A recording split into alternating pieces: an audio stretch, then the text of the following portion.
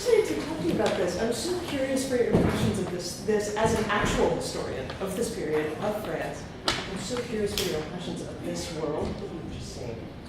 Well, I'm just so impressed that David put this together, and I think originally a kind of frenzy of writing in a short amount of time, and what he was able to tap into, both emotionally and then just also historically in terms of some of the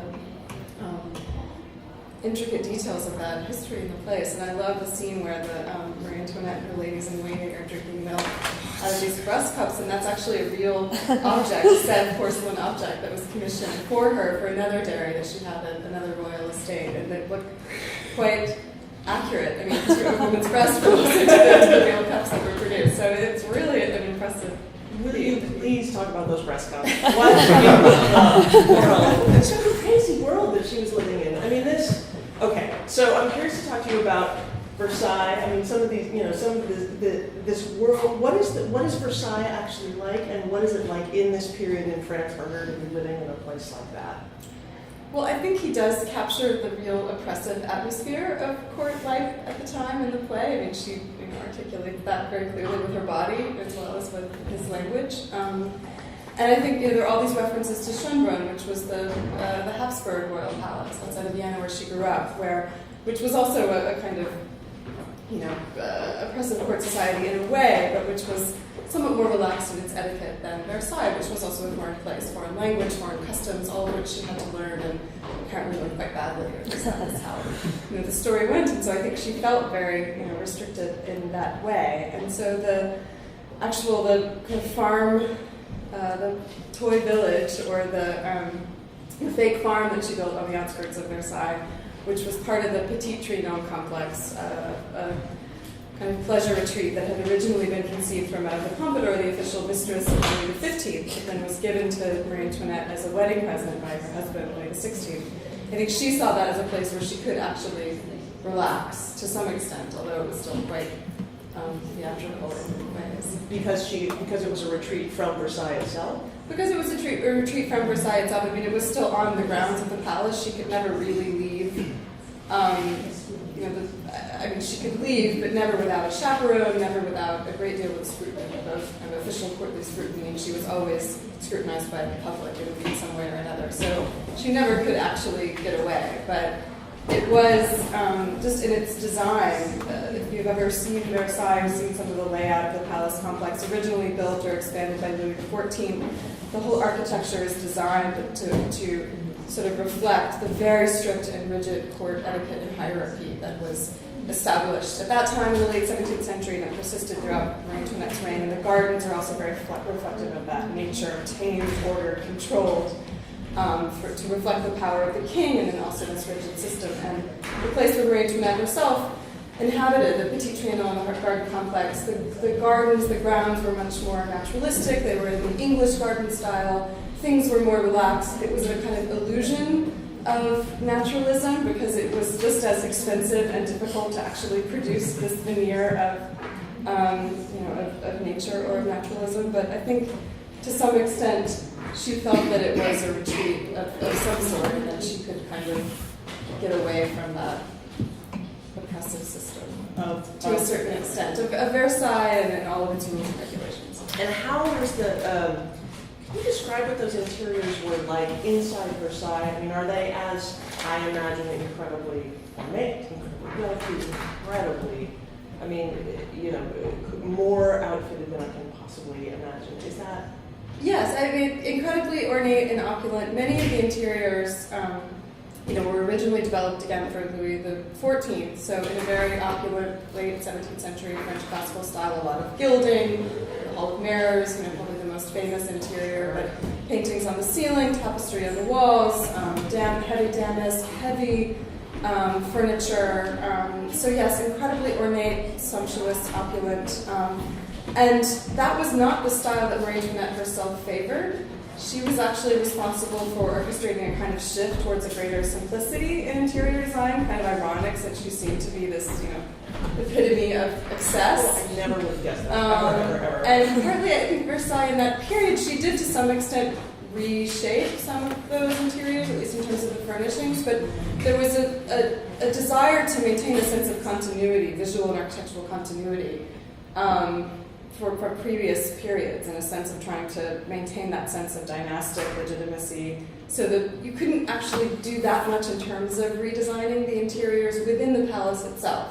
However, there was a lot you could do in other spaces, in garden buildings, in pleasure retreats, and Petit Trianon and the Hameau. And those interiors, which she preferred to inhabit, were far simpler. She had a boudoir at Petit Trianon, for instance, which was very simple. None of that heavy tapestry or brocade or damask or gilding. She had very simple pale blue walls with some very kind of thin, simple stucco paneling painted white in kind of neoclassical arabesque style. It looked like the interior of a Ridgewood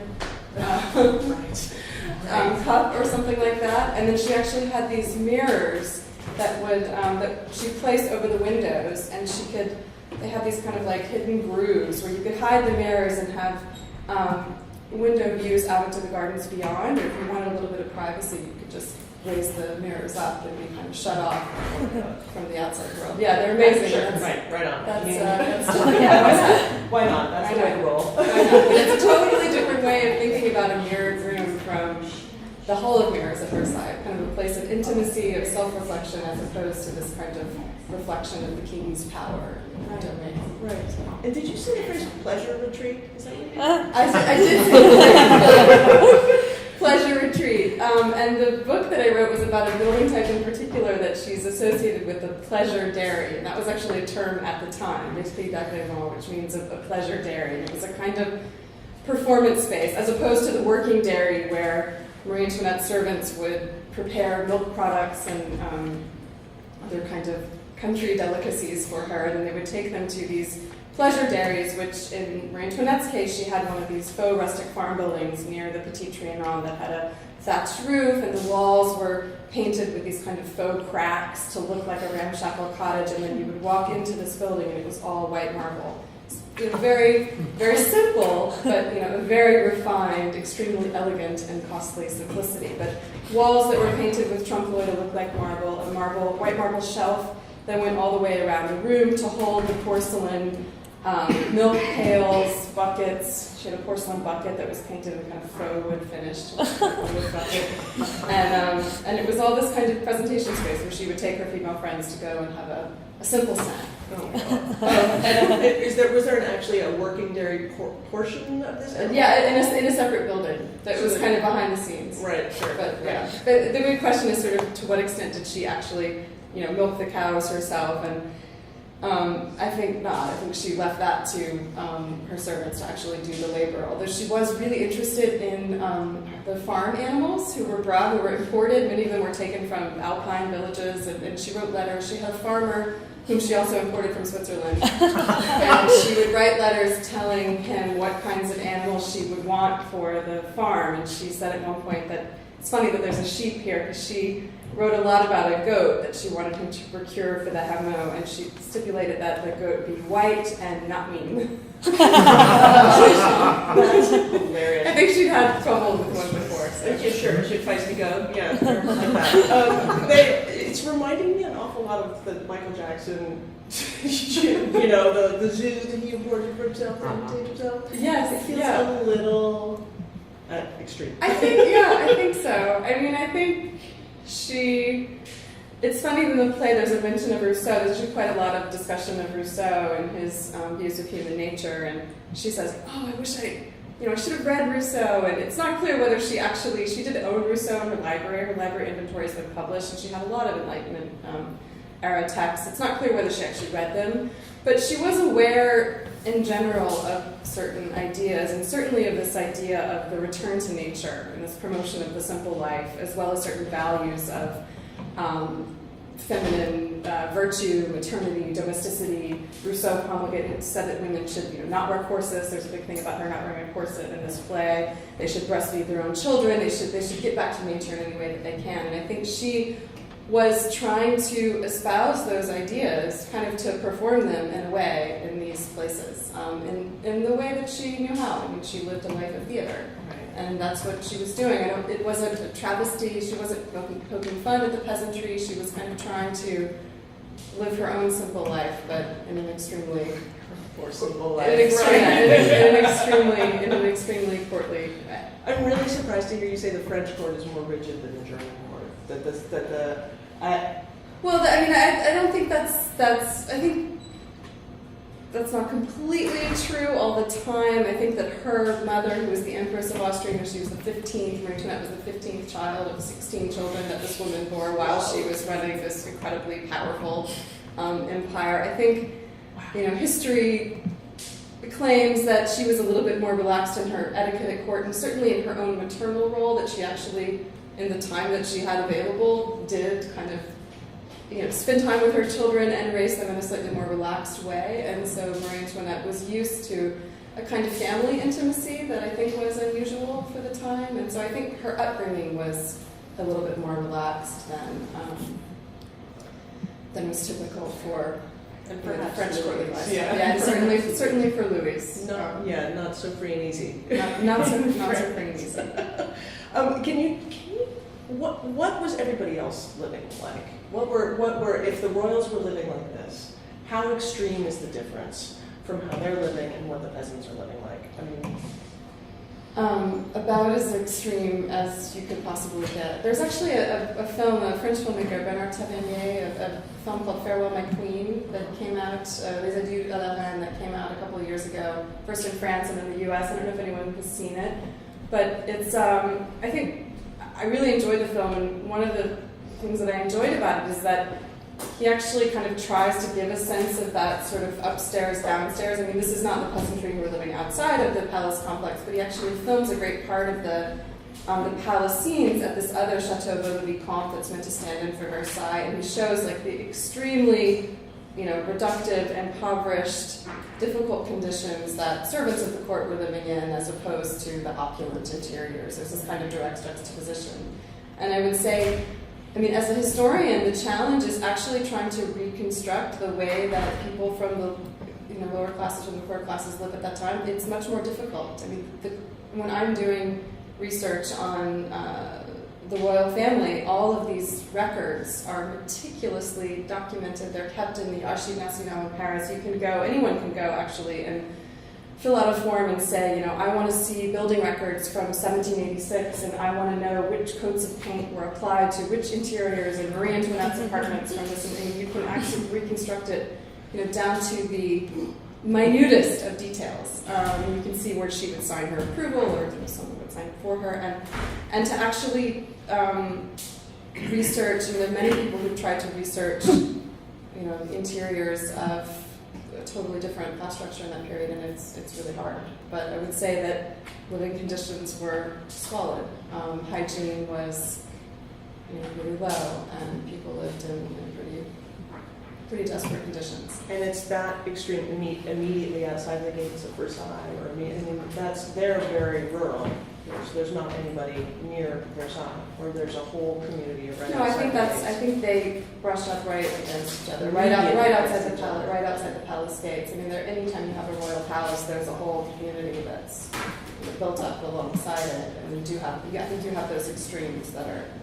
That kind of brushing up against that scene of the revolutionary who's cutting her hair.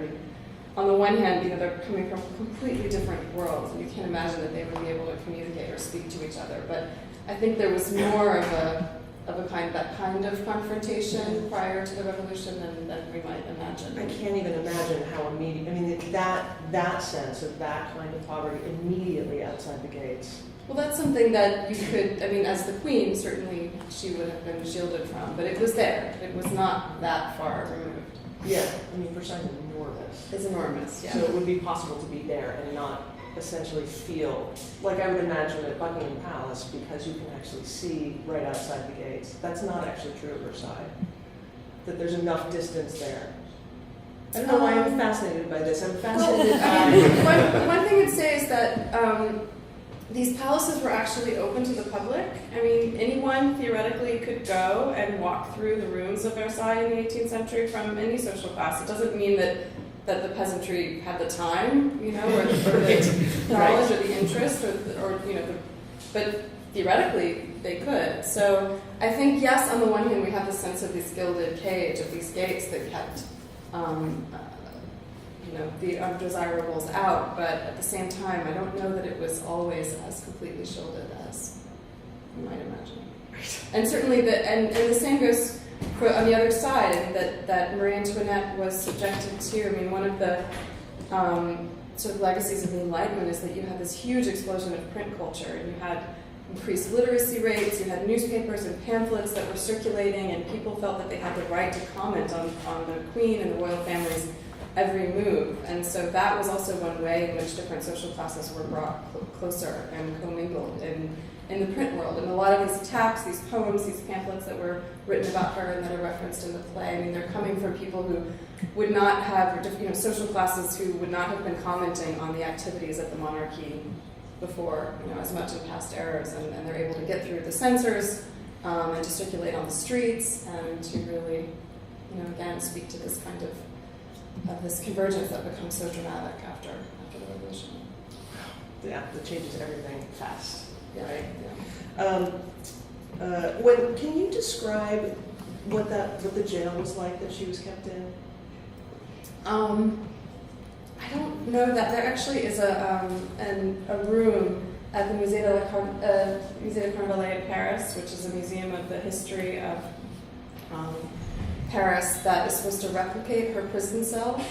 And I haven't researched it so much from the archival standpoint. Actually, the archives get a lot, everything is meticulously kept until 1789, and as you can imagine, it becomes a huge, a different story. So I don't know how historically accurate it was. I know it was a small one-room cell with, just a simple bed and very few furnishings, although she did have a couple of things that were personal items that were brought in, and then I think very slowly, they were all taken away from her until she was literally left with nothing. But there's a wonderful book by a French historian who teaches at Barnard named Carolyn Weber called Queen of Fashion, and it's a book about Marie Antoinette's, the history of her use of fashion as a way to promote herself at court from the time that she arrived in France until the Revolution. And she has a whole chapter on what she wore in prison as well as during her execution. I think she describes the cell quite accurately and beautifully.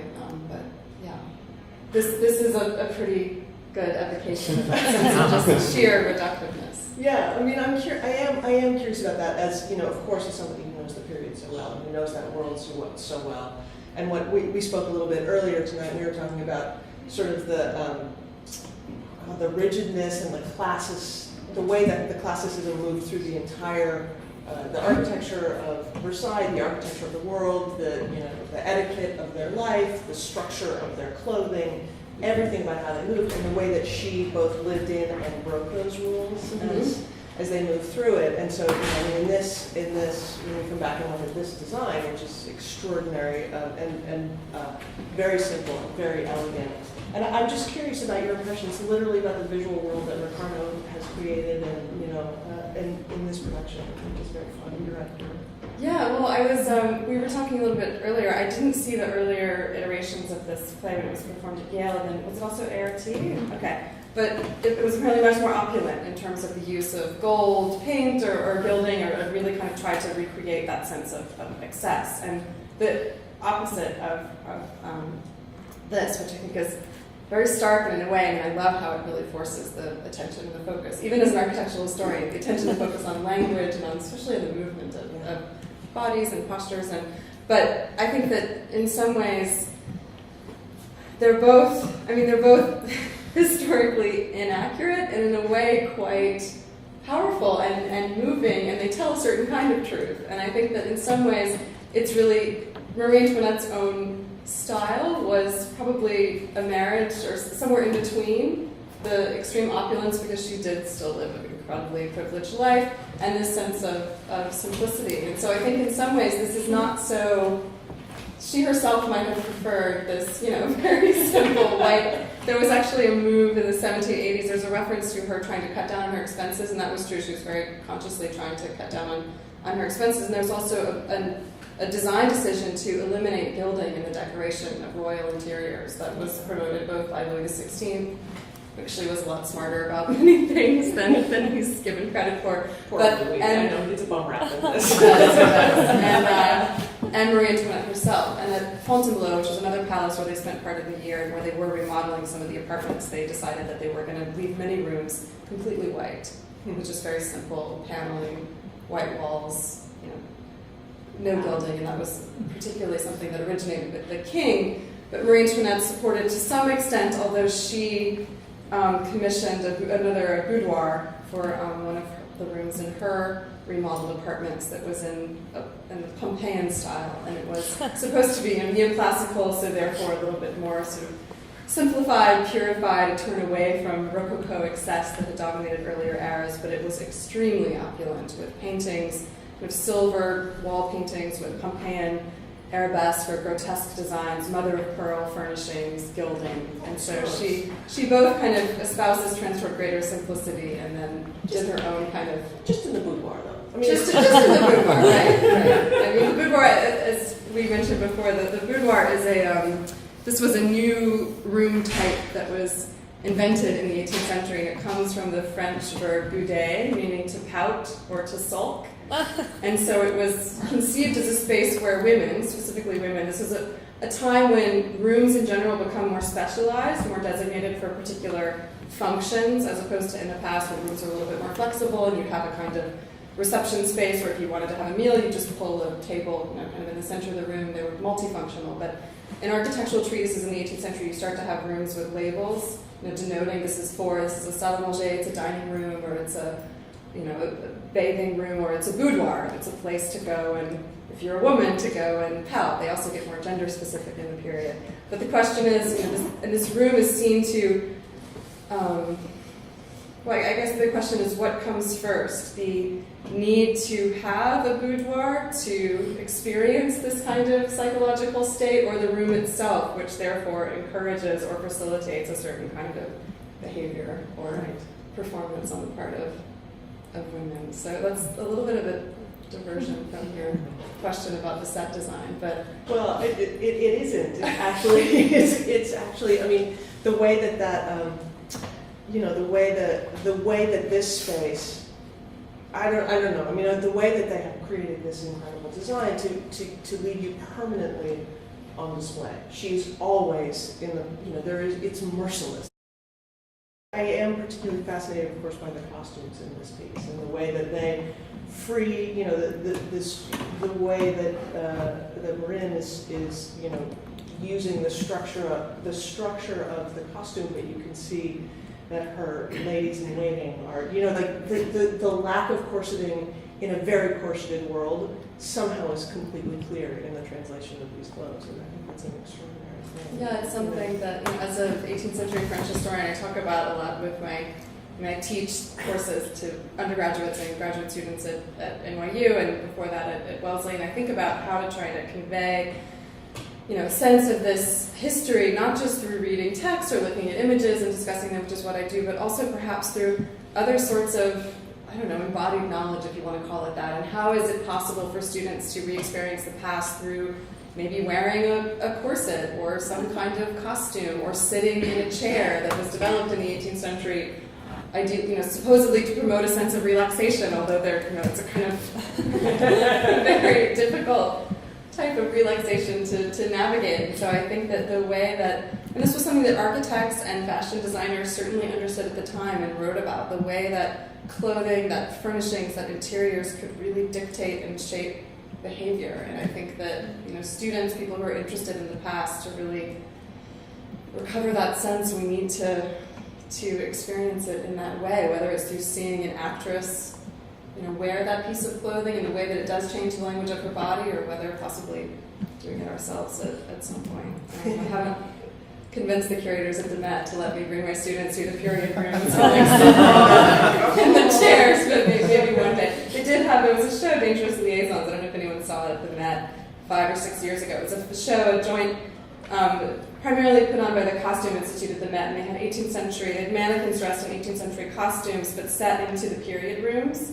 and they were kind of, the mannequins themselves were manipulated. They sort of looked like 18th century genre paintings. Some of them were sitting down in the chairs, and they were being worked on by wig masters, and one of them had fainted because her corset was too tight, so they just had a mannequin just splayed out face down on the floor. But it's sort of another way, kind of creative way to, express that history, and also to animate those interiors. Yeah, well, but I thought she did a great job. I mean, that dress, is not an 18th century dress, but I thought it was really right on in terms of how she was able to kind of manipulate it. Well, David in his writing is so smart about quickly snapping into the both.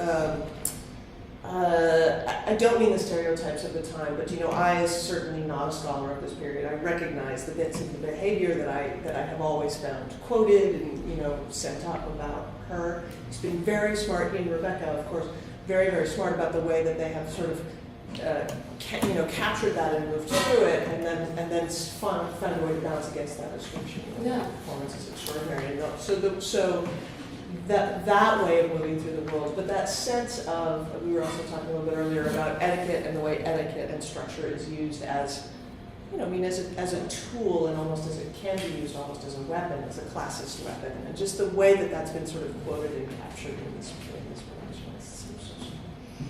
I agree. Do you have questions to this very brilliant scholar available to us? Do you guys have thoughts or questions for us as we're here? So, yes. I'm wondering, Meredith, can you talk about other depictions of Marie in popular culture that have struck you as being particularly right on the money, or quite a different take from the historical? You mean recent? Yeah, or anything you've come across. Well, there's a wonderful novel written by an Austrian writer from the early, I don't remember when it was published, or you might know, I can find it. Stefan Zweig, Marie Antoinette's Portrait of an Average Woman, which is a great, it's definitely informed by the author's own time period and sort of what he's living through, but it's not so much about, he sees her as a kind of, an average woman, as the subtitle suggests. Not something that's so interested in attaining a kind of historical accuracy, but yet really psychologically moving and successful in that way. I also am a little bit alone among my 18th century art historian colleagues, but I like Sofia Coppola's interpretation of Marie Antoinette. I liked it as thinking about it as a kind of trilogy, comparing it to the other two films that she had already done, Virgin Suicides and Lost in Translation, about young women in these kind of oppressive situations. And I think, the way that she filmed the atmosphere of Versailles, it's a very different way of thinking about that kind of oppressive space, and certainly articulating it than here, but I thought it was successful. And also that sense of trying to do something different than the standard historical biopic.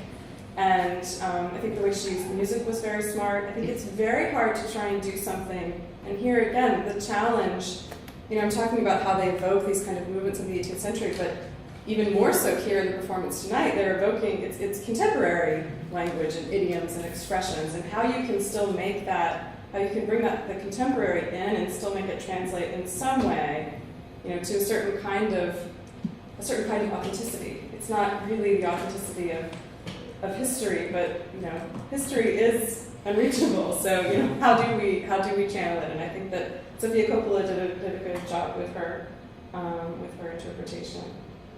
So yeah, Marie Antoinette will continue. I like how the play ended. She will continue to be in our imaginations and serve as fodder for writers and artists for a very long time. And it's kind of fascinating to think about why that is. I couldn't agree. That ending of the play of taking her from, she will never be forgotten because of the way she was not murdered. That's not it at all. But the way that her life came to an end put her in the stars forever. She'll never be out of the pop culture iconography. And the way that this play sort of speaks to that absolutely in the modernization, but in keeping true to the truth of that world. It's cool thing. Do you have other questions for us? How, do they just like lose a lot of time like trying to find other people in the castle? Like find each other? Was there a system or? I think there was an incredible, yes, there was a system. Everything was rigidly systematized. I mean, from the rituals of the getting up and the going to bed to the planning of the day and everything that kind of had to happen. And so I also think that the palace was designed so that everyone knew their place within the hierarchy. You weren't really allowed to go into a room if you didn't, if you weren't a member of a certain, well, not just social class because you were a member of the court, but you had to have a certain role at court in order to enter a particular part of the royal domain. That was completely in the king's bedroom or the royal bedroom, again going back to the time of Louis XIV. Depending on your place within the court hierarchy, you could possibly stand, during these rituals of getting up and going to bed, which were these established rituals that the monarchy engaged in kind of throughout the life of the king. You could maybe you'd have to stand over in the corner of the bedroom. Maybe you could go beyond the balustrade to the king's bed. Depending, the higher up you were, the closer you could get to the actual body of the king. But everyone knew their place, and so people. No, you didn't really wander the halls, kind of lost. Maybe you could wander your English garden, and so there's some advantage to that. Certainly, you have a sense of kind of surprise and self-discovery because there's not a lot of surprise at Versailles. How many rooms are in Versailles? Oh, I don't know. 3,000? How many? Maybe 3,000. 3,000. 3,000? This is my friend and colleague Jeffrey Collins, who's also an expert and teaches a wonderful seminar on Versailles. But yeah, there's the palace itself, and then there was also a whole envelope area that originally was built by Louis XIV to house the nobility, whom he wanted to kind of control and to put under his purview and to bring them away from Paris because that had been the site of a big civil uprising prior to his move to Versailles. And yeah, there's thousands of rooms to house those members of the court. So, but again, you're not wandering through all of those rooms in any given day. Most likely you aren't. You probably have again something of that Tavernier film, which is another successful adaptation, The Farewell to the Queen. I think you had a little bit more freedom to wander the halls if you were actually a servant in the palace because you weren't being watched as rigidly as you would have been. Not that it was a good thing to be a servant, I'm not saying that, I'm just saying that there's different ways in which the architecture kind of structures your existence. How long was it for, I guess, Marie Antoinette's image to go from like an infamous figure to like a more positive light?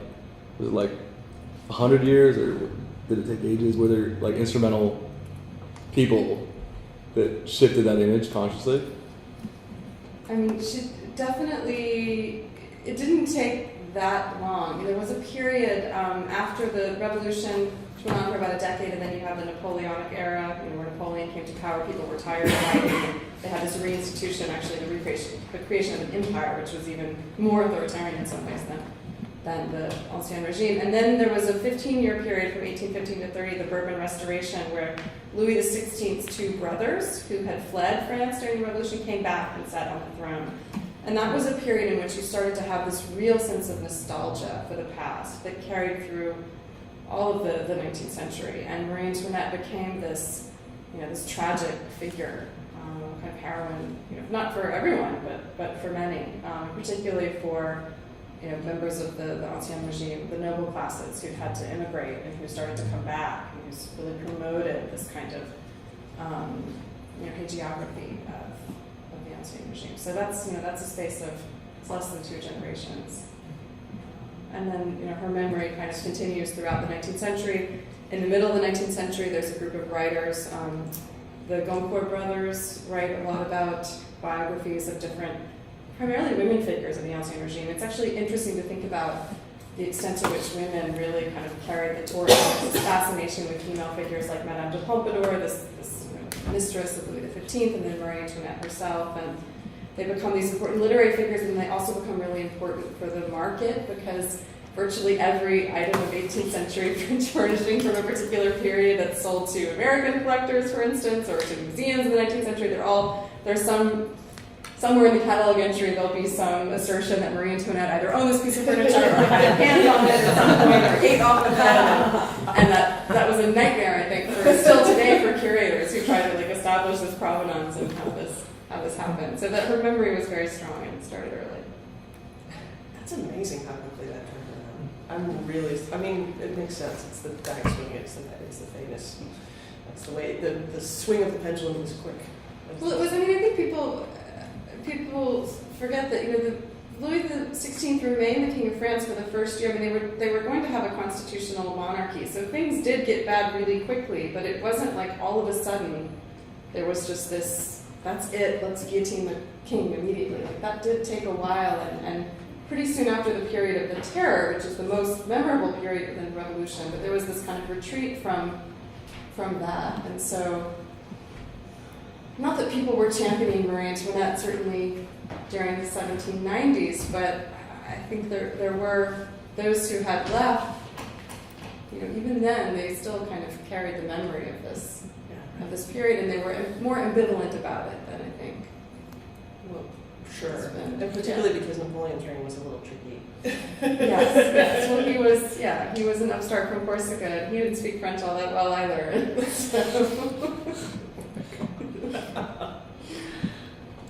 What else? Anything else we can do? I'm interested in the Terror, particularly following this period, because, you know, the Revolution kind of had a very distinct aesthetic of terror in and of itself. Like, it was very theatrical in the way it carried out its justice. And I wonder whether, you know, you observe any lines between specific design or aesthetic practices of the monarchy, and then how they were kind of, I don't know, either, you know, taken on by revolutionaries or subverted or...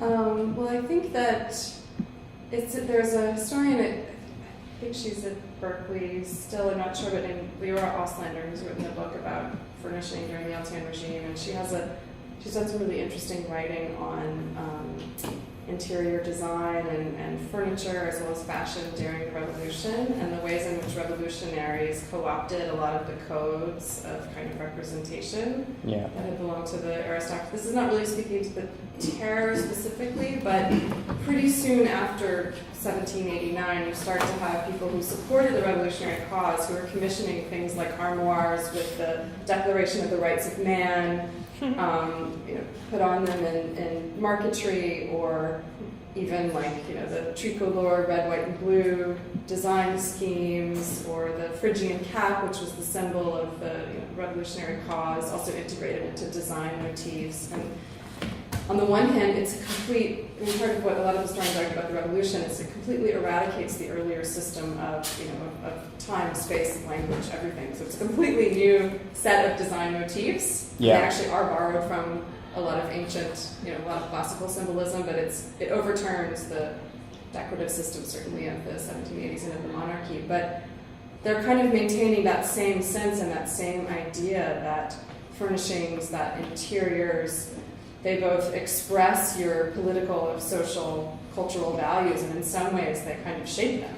That they have the power to, you know, dictate people's behavior, to, you know, shape their ideologies and beliefs, and, you know, even something like a simple, you know, armoire in the room like has that kind of agency, and that's interesting in a way. So. What about these instruments that are kind of now almost synonymous with the French Revolution, like the guillotine? Was that something that was used before, that was almost co-opted by the revolutionaries and made very theatrical, or was that a new thing? The guillotine was actually invented by a kind of physician scientist, and it was supposed to be a more humane way of To kill people. executing. Yeah. I mean, it sounds perverse, but yeah, you It know, does kind sound of perverse. cleaner, quicker, Yeah. more humane. Yeah. Yeah, so in that sense, it's a kind of new modern technology. Yeah. I love that line in the play where she says, not just because something's modern doesn't mean it's true. Oh, That was great.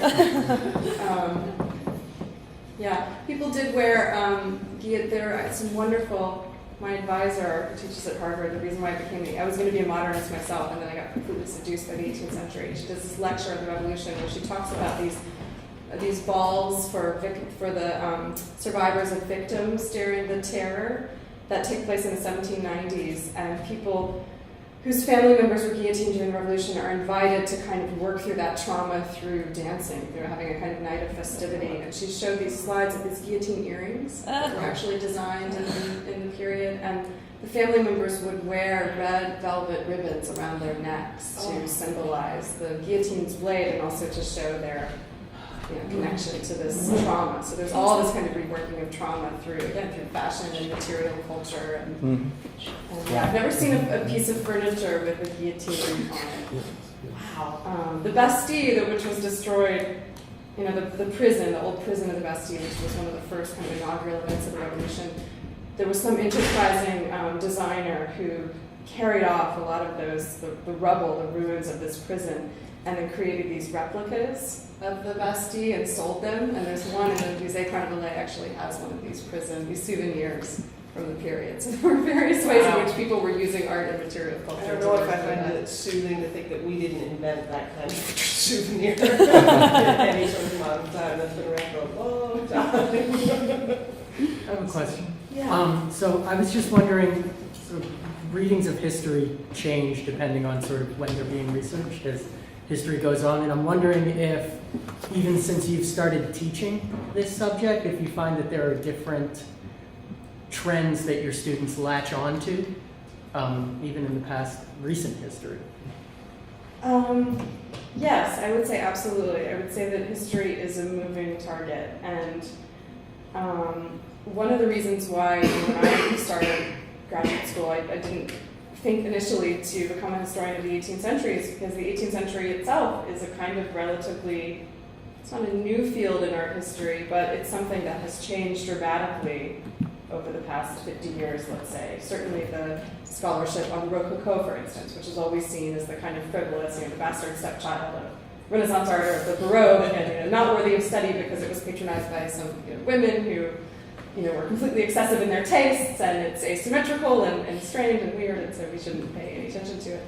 And it's licentious. And that's very much a kind of criticism that was leveled against it for particular political as well as aesthetic reasons in the 18th century, but that understanding of that period, of the patrons who were involved in it, of the art itself, has really shifted dramatically. And so I see part of my job as a historian of the 18th century is to get students really excited about some of that material and to erase some of their preconceptions, or at least change some of their preconceptions about a lot of different things. I mean, probably a lot of my students don't realize that Marie Antoinette, one of her favorite items of clothing was a very simple white muslin dress that she would wear to Petit Trianon, to this garden. She didn't like wearing crazy corsets and hoop skirts and all of those things. I mean, the simple white muslin, the material to make this dress came from, oftentimes the best quality of cotton was imported from India or from the colonies. So it was expensive, it was rare, it was hard to get, and it involved the labor and suffering and a great deal of injustice. But I think that's something that is surprising to students, and I think all the time we're learning things that challenge our preconceptions about history, and 10 years later the scholarship on some of the works of art and interiors that I study will probably be very different. I think the trend now in my field is to really think about it as part of a larger global history, and to think about how a lot of these materials that are used to decorate some of Marie Antoinette's furnishings, as well as the fabrics that she wore, are coming as part of this international commercial exchange that France was very much involved in at the time. So that's something that wasn't as prevalent as it 10, 20 years ago. I'm trying to imagine what it must have been like to come visit Marie Antoinette and catch her in that white cotton shell. Well, you had to be very close to the Queen to be able to see that. She actually set up her own rules. I said she was tired of the rules and regulations of Versailles. She had a list of rules for people who would come visit her at Trianon, and her gardienne posted it on the door or sort of the gate to her complex, and that was deemed very offensive. The fact that she had this kind of autonomy in this circumscribed sphere. Wow. So I think you probably would have been able to see it.